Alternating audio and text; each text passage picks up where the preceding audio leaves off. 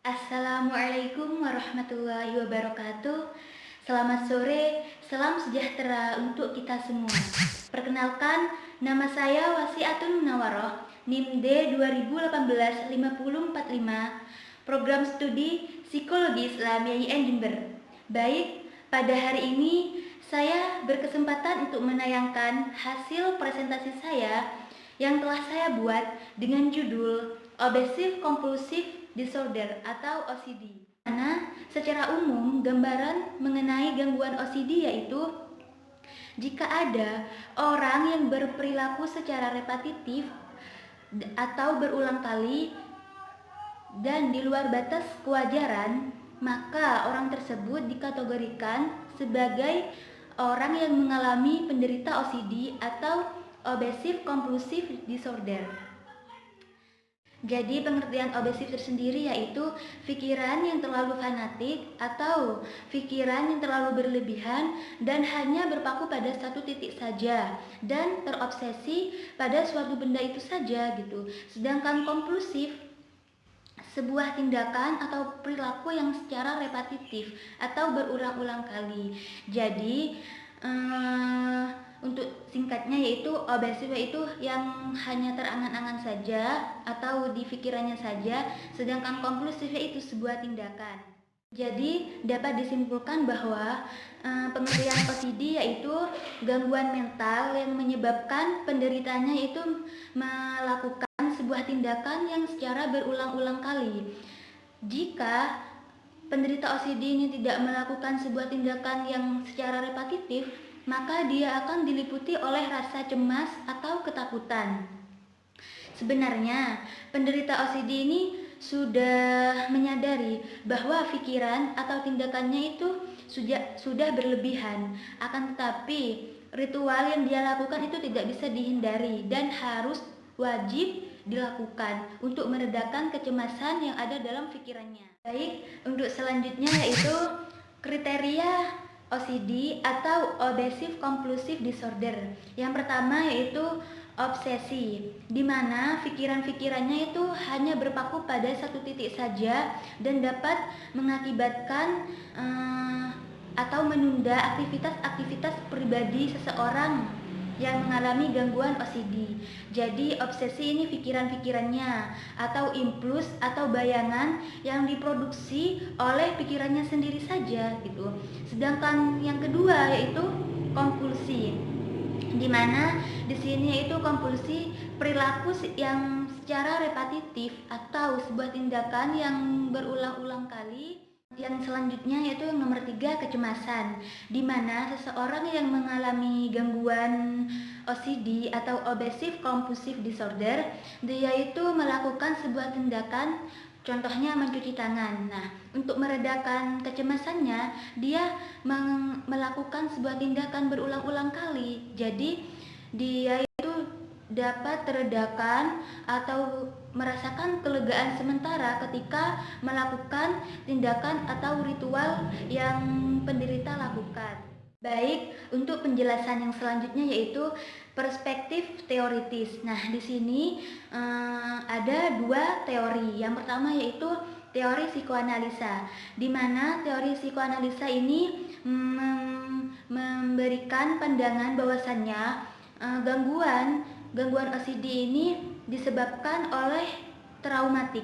Jadi ketika orang yang mengalami gangguan traumatik, dia sudah mengalami kayak permasalahan yang terjadi pada masa lalunya, dan permasalahan ini atau kejadian ini sudah berada di alam bawah sadarnya, sehingga ketika dia mengalami kecemasan atau kejadian yang seperti dahulu dia alami, maka dia akan muncul rasa cemas lagi. Baik, untuk selanjutnya yaitu teori behavioristik dan kognitif, di mana memang perilaku psikologis itu dapat dikurangi dengan perilaku kompulsif, dan tindakan kompulsif sering muncul karena adanya kecemasan gitu. Orang dengan gangguan obsesif kompulsif, dia itu mencoba dan aktif untuk menekan pikiran-pikiran yang membuat dirinya itu cemas. namun seringkali dengan konsekuensi yang tidak mengenakan pada dirinya, sehingga harus melakukan ritual-ritual untuk meredakan kecemasannya. Untuk selanjutnya yaitu penanganan bagi penderita OCD atau Obsessive Compulsive Disorder, di mana penanganan yang pertama yaitu menggunakan obat-obatan. Menurut Zohar dan kawan-kawan, sebenarnya obat-obatan ini tidak terlalu efektif untuk diberikan kepada penderita OCD karena memiliki manfaat yang 60% dan sisanya yaitu kekurangan dari obat-obatan ini. Akan tetapi, rata-rata hasil dari penanganan penderita OCD yang menggunakan obat-obatan, dia itu paling banter, paling efektif mencapai tingkatan moderat, dan kekambuhan sering terjadi jika obat ini dihentikan. Penanganan yang kedua yaitu terapi psikologis, di mana penanganan psikologis yang sangat terstruktur memberikan hasil yang lebih efektif dibandingkan penanganan menggunakan obat-obatan. Karena ketika kita menggunakan terapi psikologis, para penderita obsessive compulsive disorder, dia itu lambat laun akan mengurangi ritual-ritual yang sering dia lakukan gitu.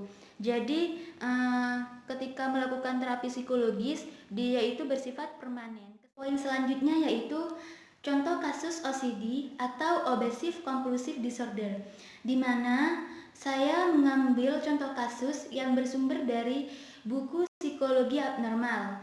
Di sini ada mahasiswa yang bernama Richard, Fakultas Filsafat, yang berumur 19 tahun. Dia berhenti kuliah dikarenakan memiliki rutinitas yang ritualistik.